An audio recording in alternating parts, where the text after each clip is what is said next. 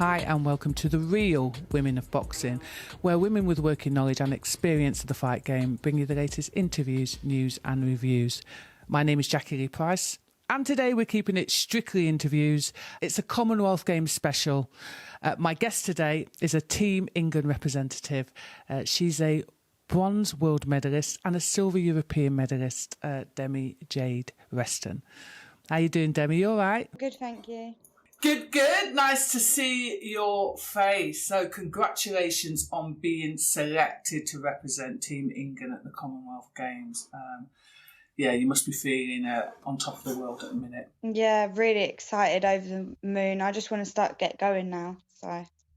Is it that last few days you're like itching? Yeah, literally. I'm counting down. We go into the village on Tuesday, so I'm just literally counting down now. I just want to get there and get my head in the game properly. So I've been watching you for years, and although we've never met, I feel like I know you, and it's so nice finally, because I do a lot of amateurs, it's nice finally to get you on the show. We don't really see a lot of you because you're a 48 kilogram boxer, and some of the competitions like the Olympics and stuff, it's not an Olympic weight, is it? So does this mean so much more, number one, to be part of Team England for the Commonwealths, and then B, the Commonwealths being in the UK, that everyone can come and watch you and get to know you a bit better? Yeah, no, it is really important for me. Like you said, my weight's not in the Olympics. So for me, this is like my mini Olympics, if you look at it like that, because this is the highest stage I can get to it at my weight category.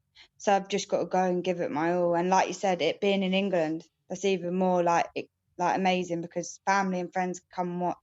So they must be really excited as well, though.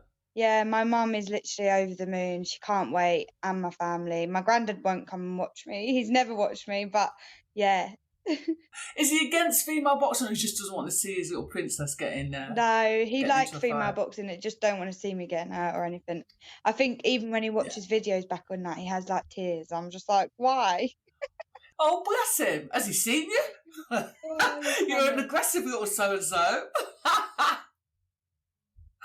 So we've talked about you being, obviously you're 48 kilos. At the moment it's not in the Olympics. Have they spoken about maybe bringing it into the 2024 Olympics? And if they don't, would you consider going up in weight? Yeah, so I think they've brought the weight down now to 50 kg. So that's the lightest it will be. So yeah, if I wanted to go to the Olympics, I'd have to put on 2 kg, which I could do in muscle.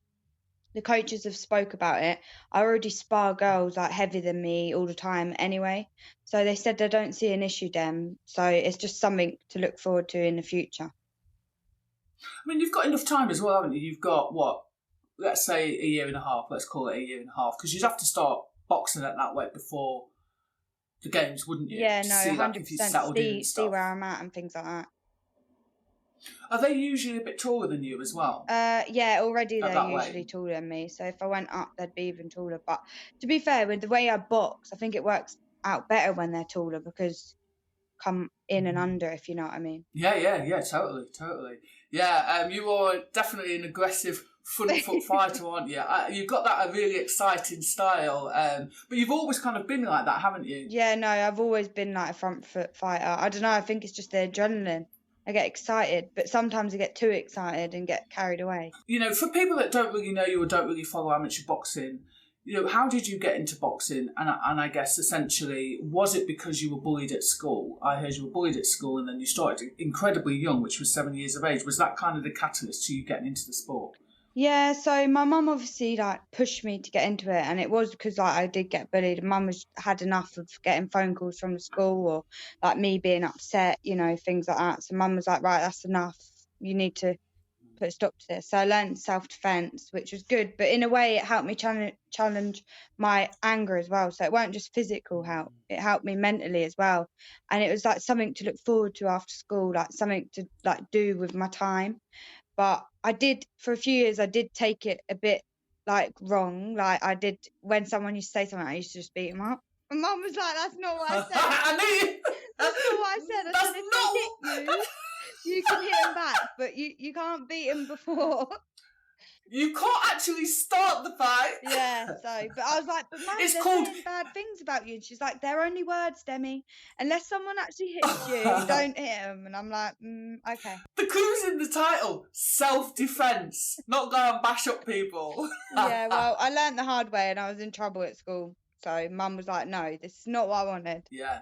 So in that respect, it must have impacted you in a really positive way after that situation of you going out and basically kicking up all the children. It must have impacted you now in terms of like how you carry yourself, and also you're now a PT, so it's kind of helped you in terms of work, etc. What other ways has it impacted you? I'd just say mentally, and I'd say like growing up, it's made me grow up a lot more. Like I'm 25, but I think my mindset and mentality, I don't act like that. Like I act a lot older. Like I'm very independent as well. It makes you independent. It's an independent sport, isn't it? You have to do it for yourself. So yeah, and also you're away at camp though as well, aren't you? Like yeah, that's what I mean. Even if you're not there full time. Like now, I live away from home anyway. But before, I used to travel to Sheffield, obviously the Monday, and then go home on the Thursday or the Friday. So you're away from that already, and you have to learn how to cook yourself, everything. So yeah, it's good. It made me independent. Yeah.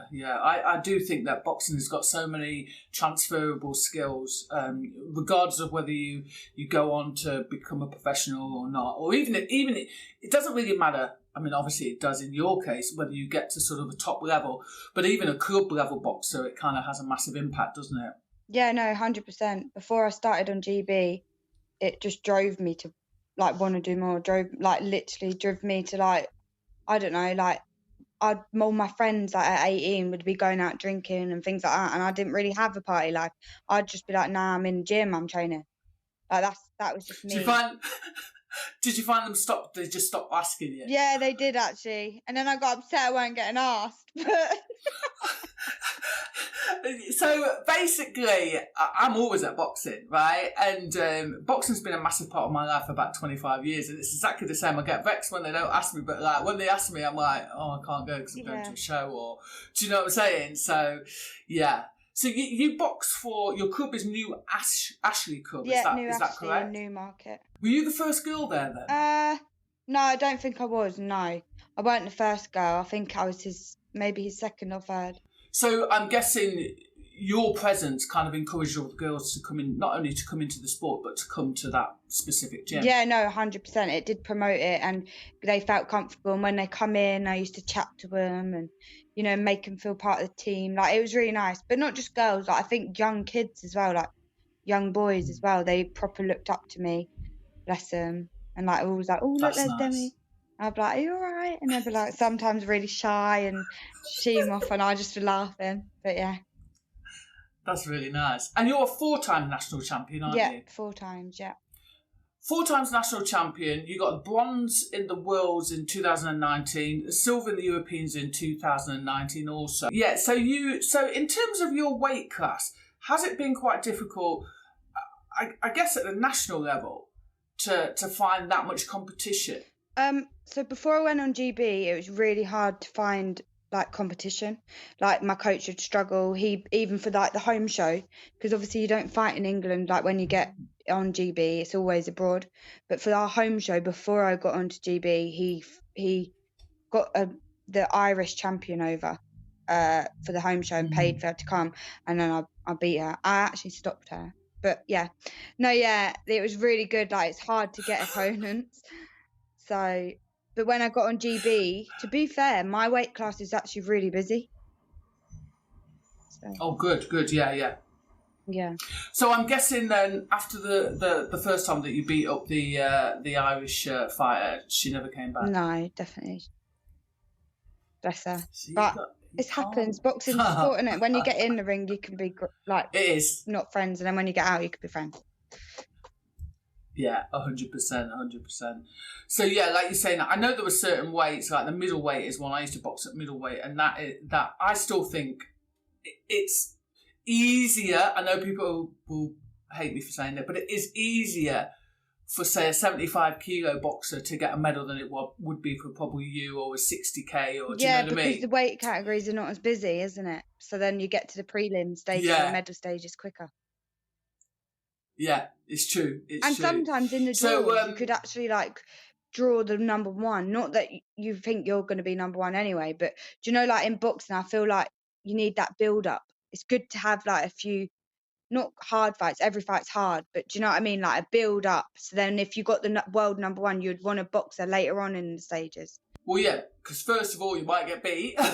And then on top of that, I just think that I totally agree with you that you want those warm-up fights, because I'm guessing that some people feel like it's almost not like a legitimate win, because, you know, especially like when people get a bye and they go through, it's like, well... I'd rather be busy than not be busy, if that makes sense. So then I can get myself going. Yeah, 100%. I mean, I know we're talking about the amateurs at the moment, but do you...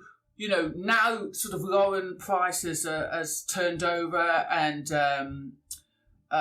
Caris Arkansas has turned over, and a few others.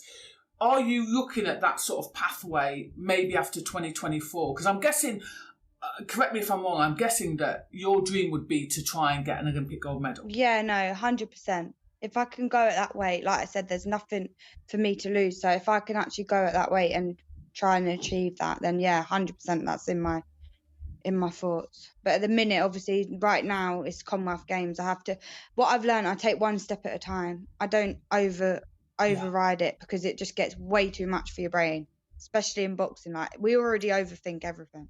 So you don't personally like have like a 4-year plan or a 5-year plan, or you just literally go 1 year to 1 year? Yeah, I'd say that. I did, obviously, when I got a GB, my plan was the Commonwealths, and I had to wait for that.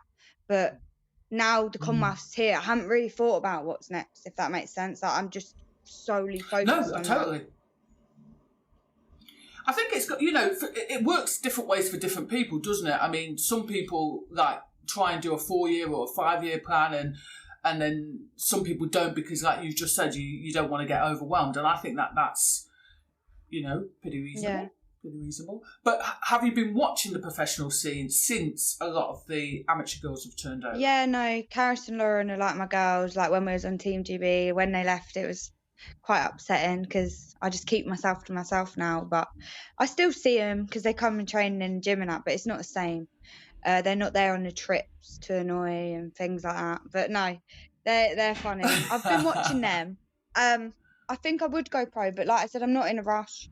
Like, it's more of a business than it is like for fun. Like, obviously you enjoy it still and things like that, but you've got to sell tickets, you've got to get a name for yourself in the amateurs. If not, it's quite hard, isn't it, to like get yourself out there? 100%. And also, from what quite a lot of really top quality amateurs are saying, that they face harder competition actually in the amateurs. Yeah, no, 100%. I'd say that with Lauren and Caris, I think you can just see that they're above other levels. It's just, do you know what I mean? Like, you can already see it before it even happens. But I guess in the pros, that's how you just got to build it, isn't it, really?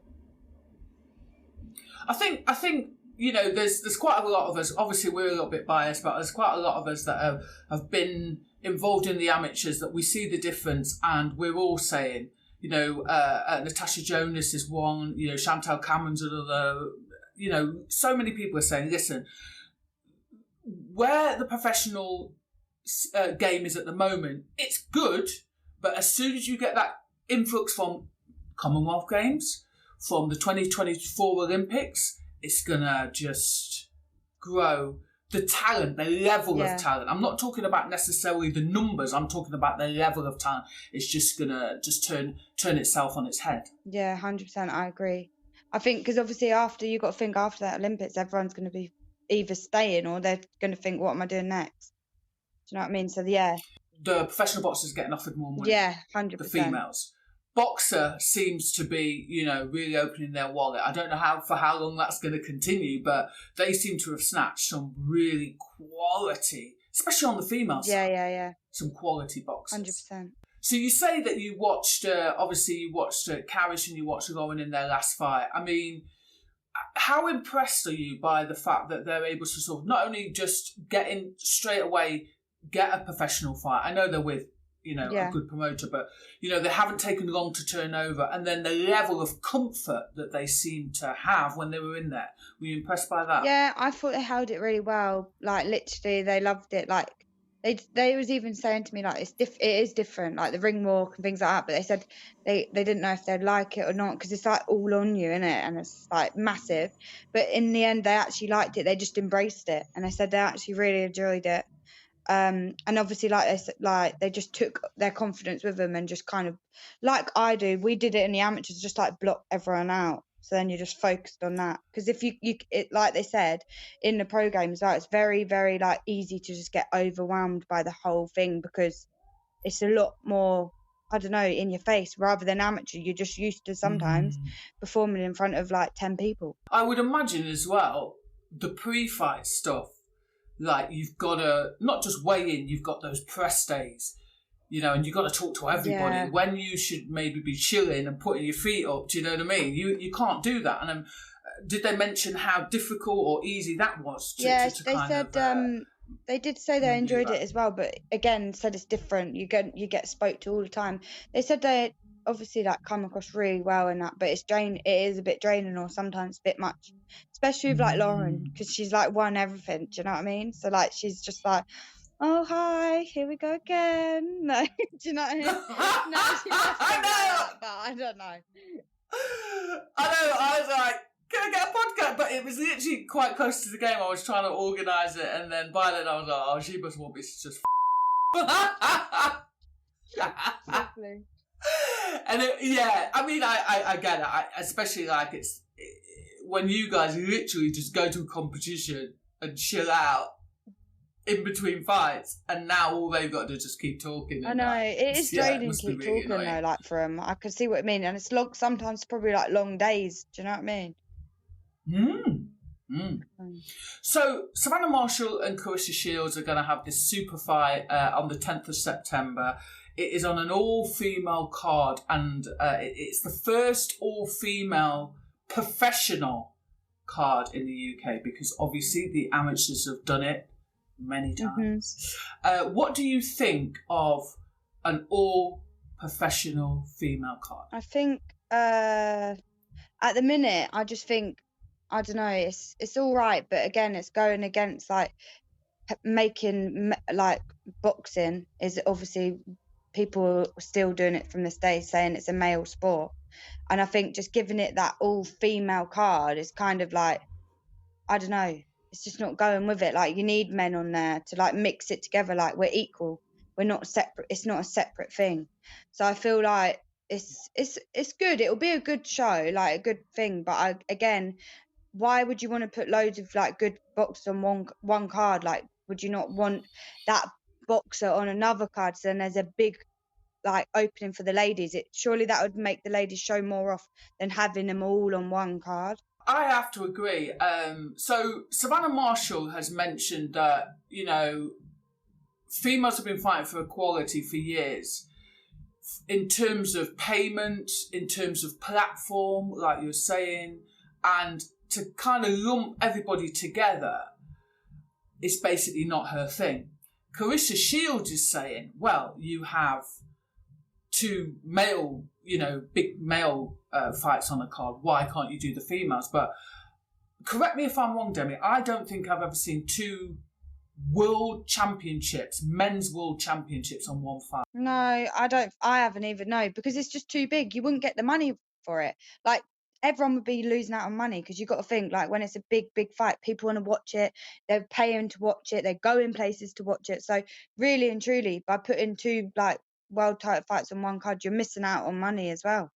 I mean, I think you're missing out on a huge audience in terms of the men. So there are some men that obviously they still need, not that we care, but they still need convincing about the level, right? And so I know from my platform, when I look at the statistics of who's looking at my platform, who follows me more, who engages with me on YouTube and on Instagram, all my social medias, it's actually men.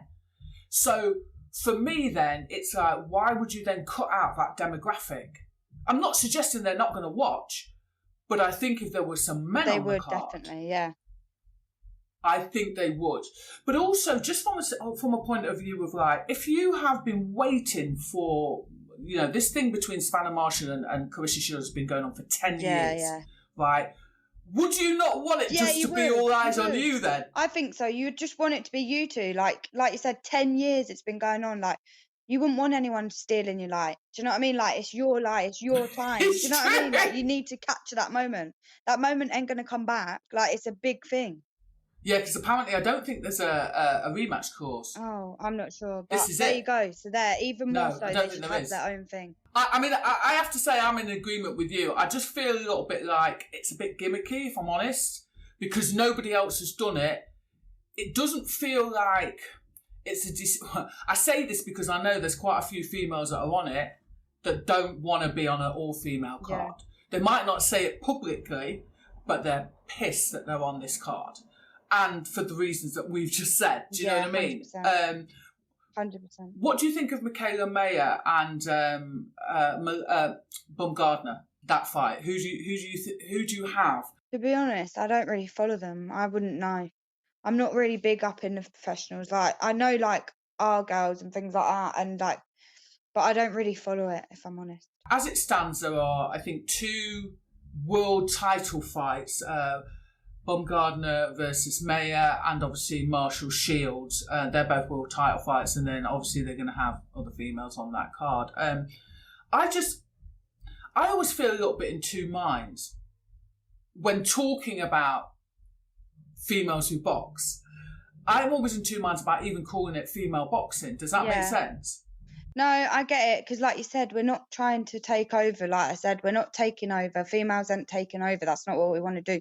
We want to be equal. We want to equalise the sport. It's okay for men and women to participate in boxing. It shouldn't be called like female boxing, like you said. Just boxing. Yeah. Talking about female boxing, I understand the idea of trying to sort of promote the sport to get further engagement and stuff, but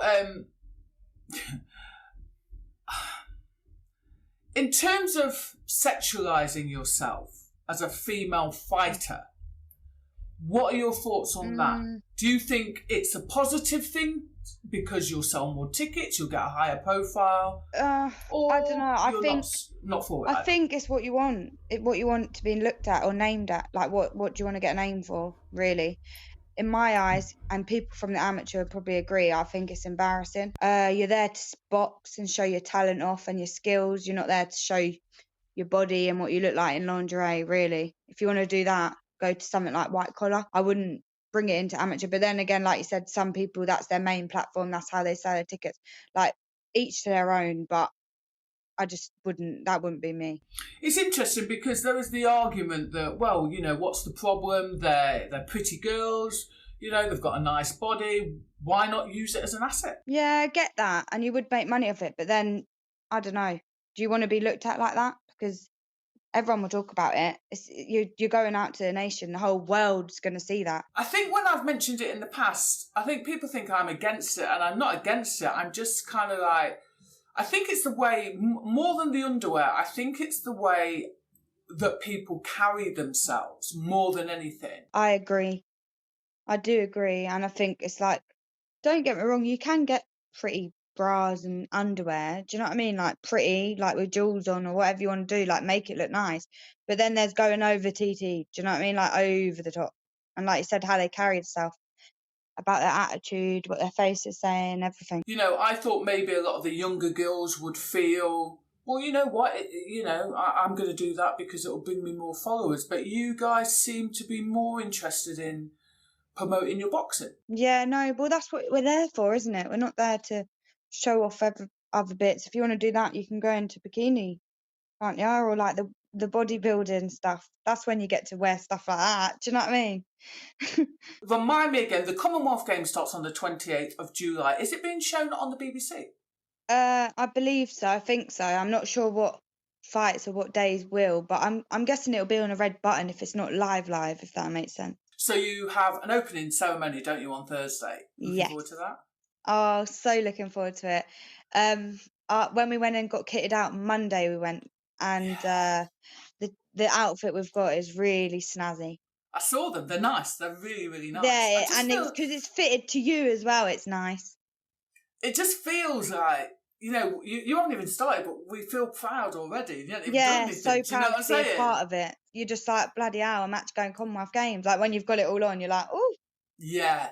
I think it's nice if you're a person that's involved in amateur boxing or you like watching it, to see you, Demi, and people like yourself that have transitioned from being a club boxer to being a GB representative, and of course now Team England. It's a joy to watch you. It really is. No, and it just shows people, if you keep following what you want to do in your dreams, you can get there. You just got to dedicate yourself. 110%. Thank you so much for giving us your time, and the best of luck.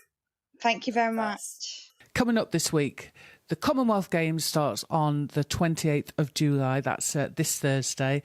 On Saturday, the 30th of July, Caroline Dubois is out again on the Bilham Smith and Chamberlain undercard. There's a few really great boxers on there. Joe Pigford, Hassan Azim, our very own Lisa Whiteside will be out after quite a long layoff on Saturday the 30th on the Probellum card in Newcastle. Thanks very much for watching, and don't forget to like, subscribe and hit that notification bell.